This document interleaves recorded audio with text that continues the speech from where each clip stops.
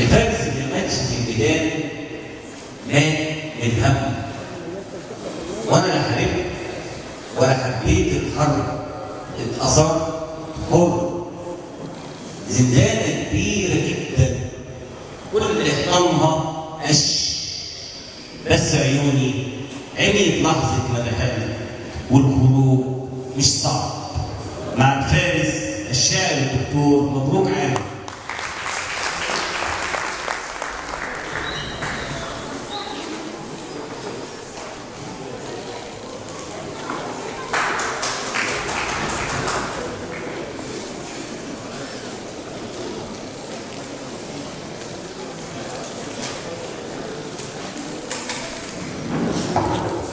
بسم الله الرحمن الرحيم.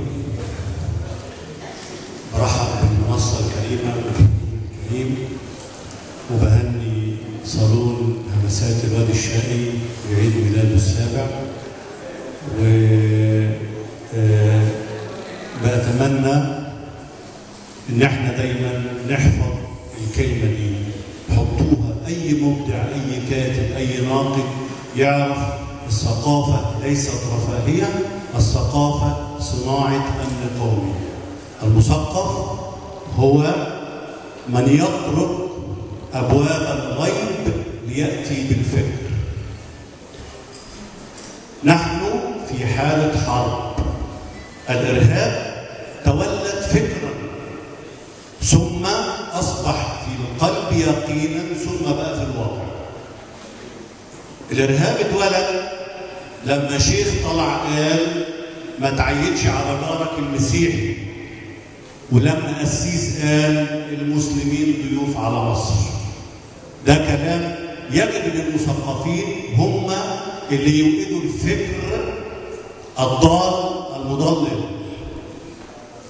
بقول ان مصر بتتقدم بيكم، انتوا طليعة التقدم في كل نواحي الحياة.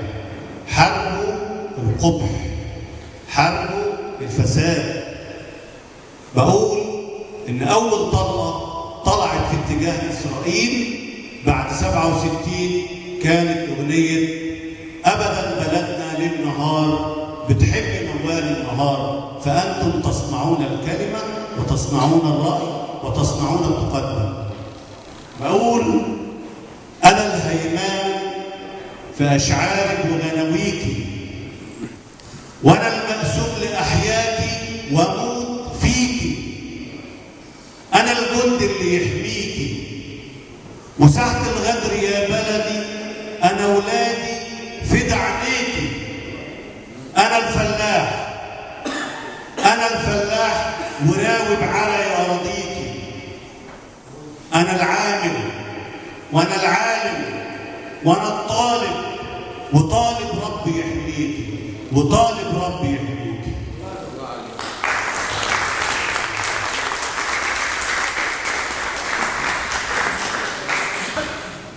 ومن مصر إلى بغداد